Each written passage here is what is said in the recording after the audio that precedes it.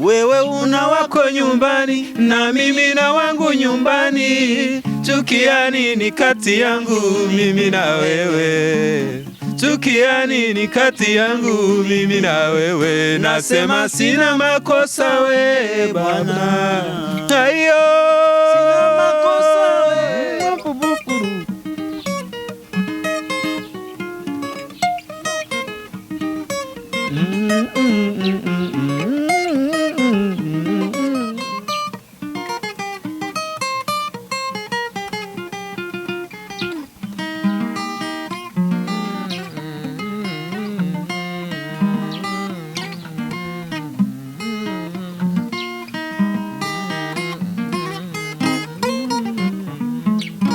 Have to look after your mental health, because when you are healthier, that's when you can work, you can look for opportunities, you can feed your family and do reach your goals and make your future coming true.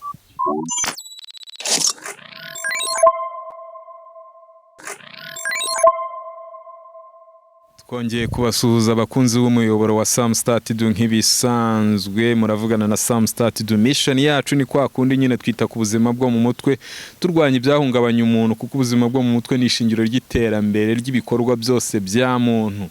Our mission is to address the issues of mental health through art, design and culture.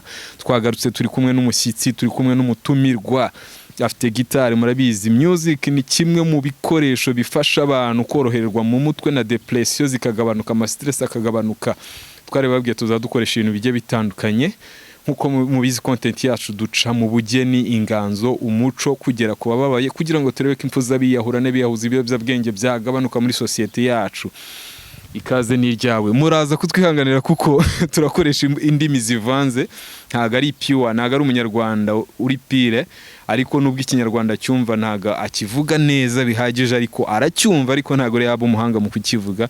Muze kwihanganira nimubona turi kuvanga indimi. Welcome Steven. Thank you very much. Murakoze cyane. Okay. I'm Steven and I'm from Uganda, and I'm really happy to be hosted today on this show with the big and great man. I call him Sam Started. Yes. Yeah, thank you very much. Okay, you are welcome. How did you find our country? Yes, wow, that's a nice question. And first of all, I've really, this is my second year here in Rwanda, and so far so good. Really, it's a nice country, very clean, smart, and I like everything about Rwanda. Security, Yeah. Some other countries, the one I will not say right now, I would have been, worried, saying, let me go back home, Yeah. But here you are really secured, and you feel like, you have to chill because security is there. And as we know, security is one of the most important things.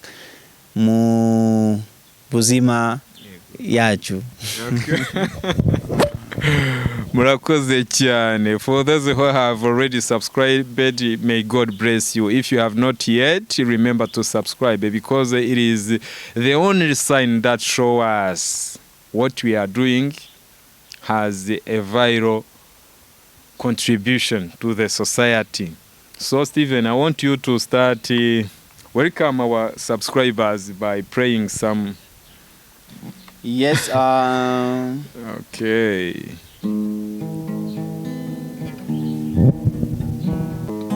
Whenever life distracts me down, I have got to fear no, because tomorrow is not that day.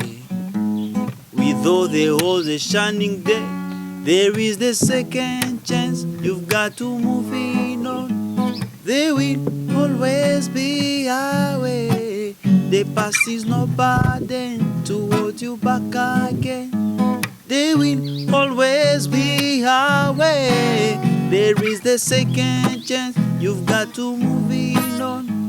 There will always be a way. The past is no burden to hold you back again. There will always be a way. yeah. Thank you very much, Steven. Yeah, welcome. Like really, as we are more talking about the mental health, I know really people, we always, one of the things which brings depression and stress is about the life, how is tomorrow, and yeah, we've got a lot of things to think about, Yeah, but I believe that there is a second chance. there is a second chance. So you have to move on with life. Focus on what you can do, and what you cannot not do, just leave it. Yeah. Yeah, that's for me what I can always say, and it helps.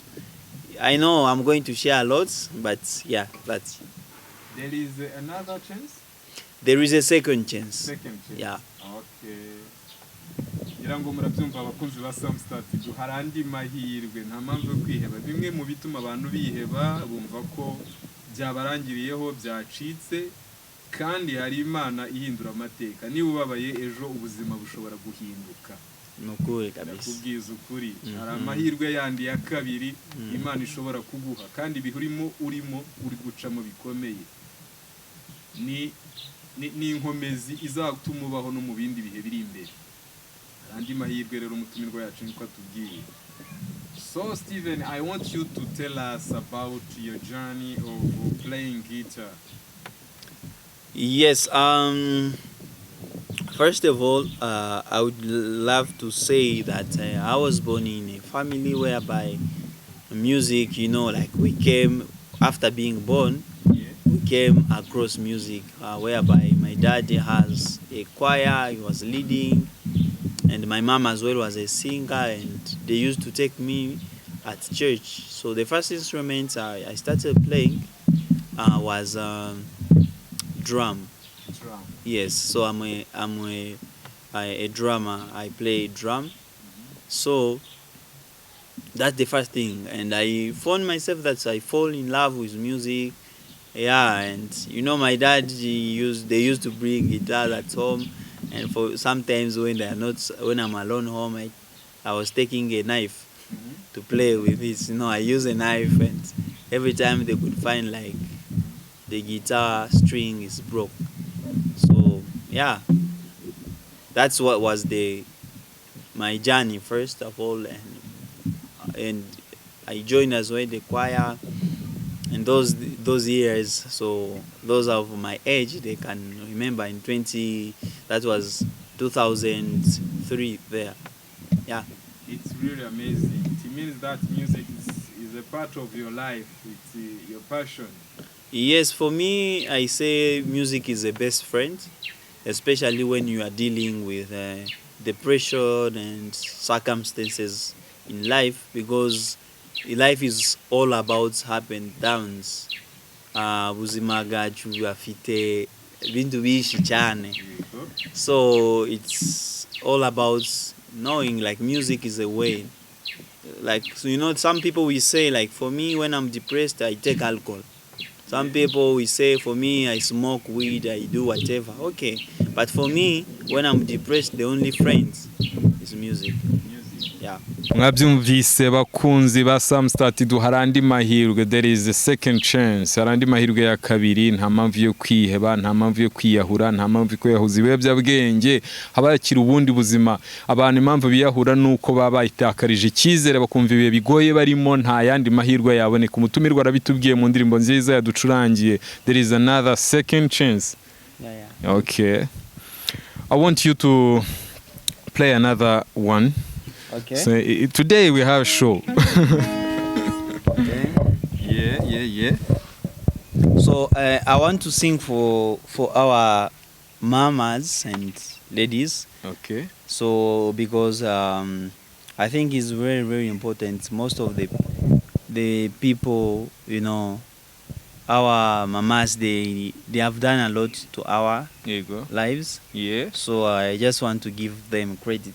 Aba mama n'abashiki bacu Steven agiye kubacurangira, kuko muri abantu b'ingenzi mu mibereho y'umuntu, y'ikiremwa muntu.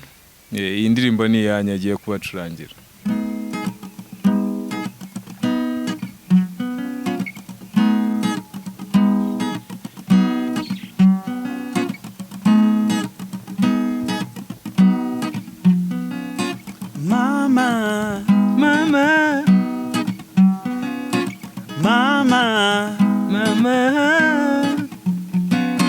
Mama, hey.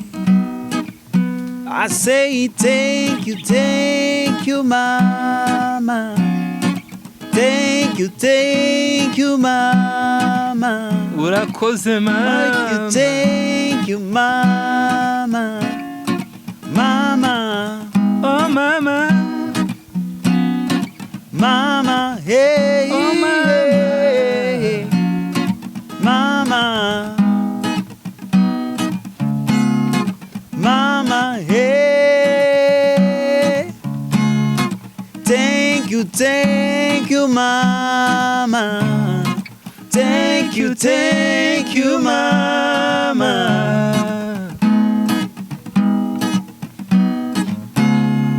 You've done a lot to me. You've done a lot to her. Mama Africa, hey, hey. Mama Africa, hey. Mama in Rwanda, Mama in Congo, Mama in Burundi, Mama in Uganda. I say thank you, Mama. Thank you, Mama. Thank you, Mama. Thank you, Mama. Oh my god. Oh.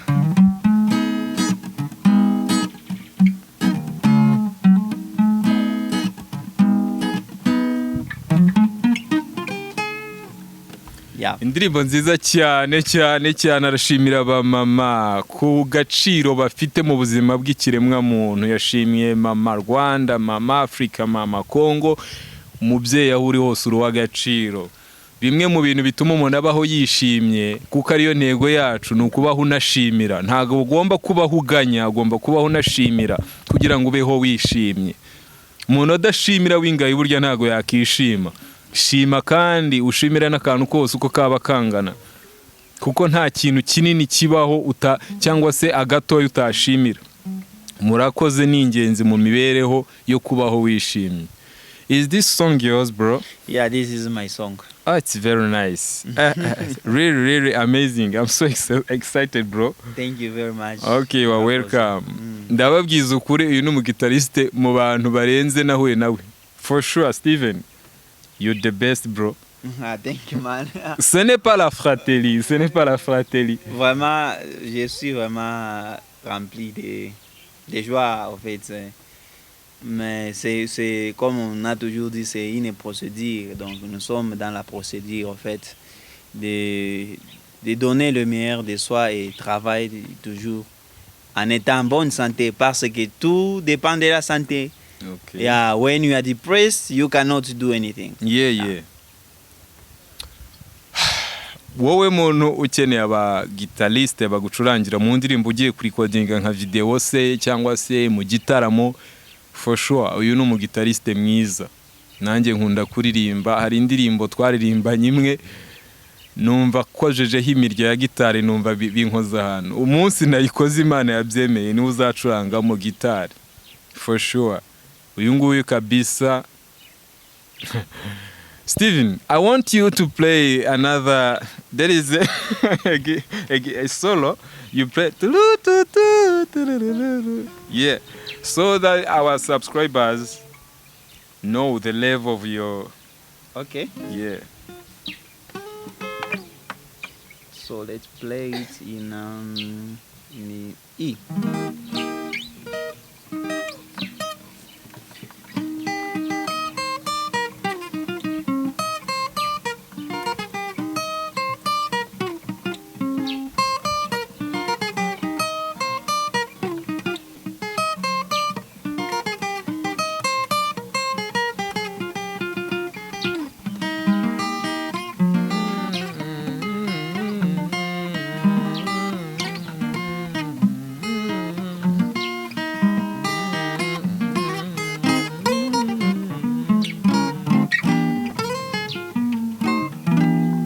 Sina makosa.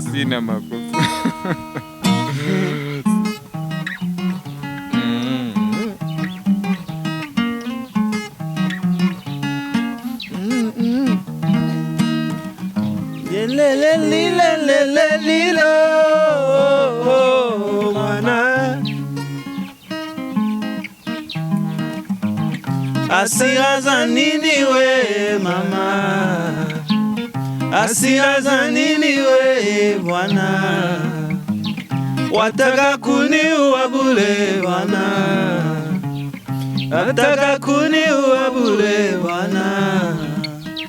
Wewe una wako nyumbani na mimi na wangu nyumbani, chukia nini kati yangu mimi na wewe? Chukia nini kati yangu mimi na wewe? Nasema sina makosa we bwana, ayo sina makosa we bwana, sina makosa we bwana.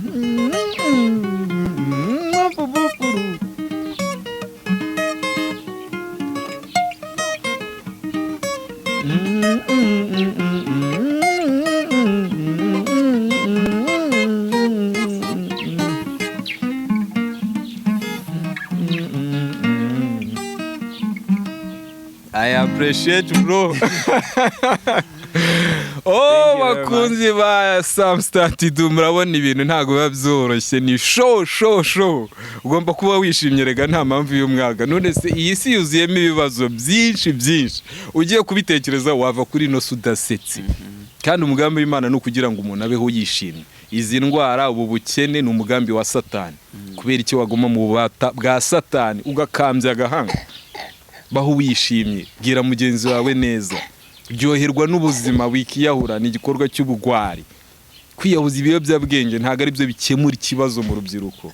Bro, for sure, Yesu Kristo niwe nzira, ukuri n'ubugingo. Kumenya Yesu Kristo biguhereza umunezero udasanzwe. Kubera iki wakiyanga? Uzi ko yuhora ukambije agahanga utishima, uba uri kwiyanga, uri kwigihano. Steven, thank you very much. Yeah, thank you as well for this platform. And if you haven't subscribed, please subscribe. Yeah. Sam Statidu. Yeah. So subscribe, and that's the only way of supporting this to help this platform to go forward. Yeah. So thank you very much as you are subscribing and you are sharing and liking, and leave as well your comments. And thank you. Murakoze cyane. There are some people who are asking themselves how can reach out to you. Platform, social media platform, do you use or WhatsApp number?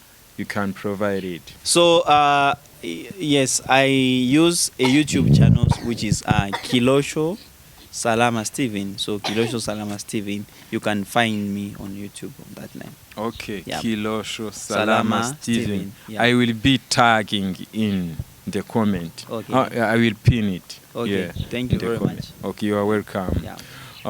What is your contribution or your suggestion, your opinion about taking care of our mental health through art design and culture in our community?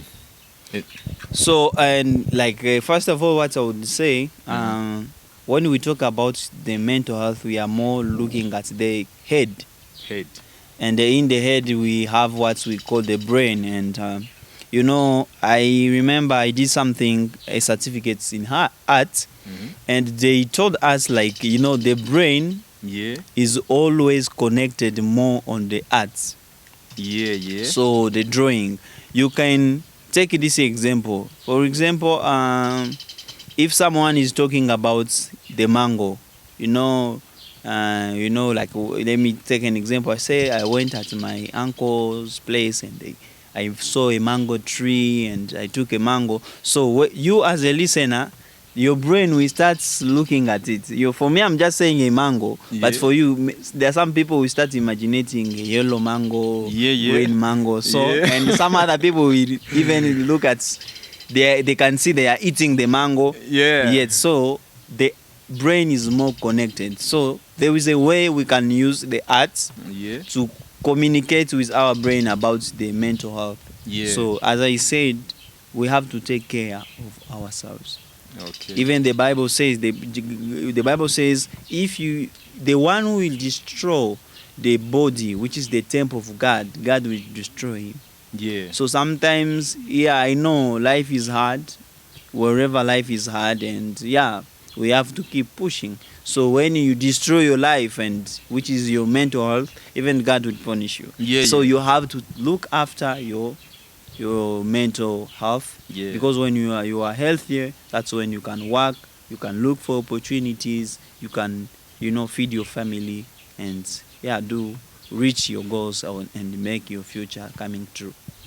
Urakoze cyane ko namuduhaye mwabyumvise ngo nutita ku buzima bwawe bwo mu mutwe ngo ubeho neza n'Imana izabiguhanira, kuko iyo ni impano ikomeye Imana yaguhaye y'ubuzima. Hari abandi bari kurwana n'ubuzima kugira ngo babeho, batanga amamiliyoni kugira bongerera umwuka, none wowe urabufite uri kwiyahuza ibiyobyabwenge, urabufite urumva wakiyahura ngo kuko uri mu bukene, kuko uri mu bibazo biragoye by'ubusuzugurisa. Ariko ejo hari andi mahirwe. Niba udafite amaguru ariko ufite amaboko, niba udafite amaboko n'amaguru ariko ufite amaso n'amatwi, urumva, shima, ushimira Imana ku rwego rwose uriho. Waba ufite igare ushima Imana, waba ufite imodoka ushima Imana. Kandi umunezero nyakuri uva mu mutima w'umuntu, ntabwo uva mu bikoresho by'amafaranga n'imodoka. Oya, umunezero nyawo, true happiness is inside from you, bro. Ntabwo uri mu bintu by'amafaranga n'amazu meza, no. Bikaba akarusho wamenye Yesu Kristo by'ukuri, ukamenya icyamuzanye. Yesu Kristo yazanywe no kuduha kunyurwa, akaduha ubugingo, akadukuraho urubanza rw'ibyaha. Ntabwo vewiti n'abatamwubaha kandi barazitwara, cyangwa se n'amapartema. Yesu Kristo niba waramumenye ukaba udafite kunyurwa, amahoro y'umutima, wararetse ibyaha, kuko dusezeranije ubugingo bw'iteka ryose. Nicyo kintu cy'agaciro dufite muri ubuzima. Byaba ari zero. Thank you very much, Steven. You're welcome. Okay. Bakunzi bacu ba Samstati, turabashimiye kuba mwabanye natwe. Comment zanyu tuba tuzikeneye kuko ni ingenzi cyane, kandi na likes zanyu ziba ari ingenzi, na sharing. Mwebwe mwakoze subscribe, ndongera gusubiramo ngo Imana ibaho umugisha namwe mutarayikora mu kandi, kuko ni ikimenyetso kigaragaza ko ibyo dukora ari umusanzu biri gutanga. Amahoro n'imigisha bya Nyagasani bikomeze kubana namwe. Ni Samstati, tuzasubira nakagaruka. Imana ibarinde. Peace.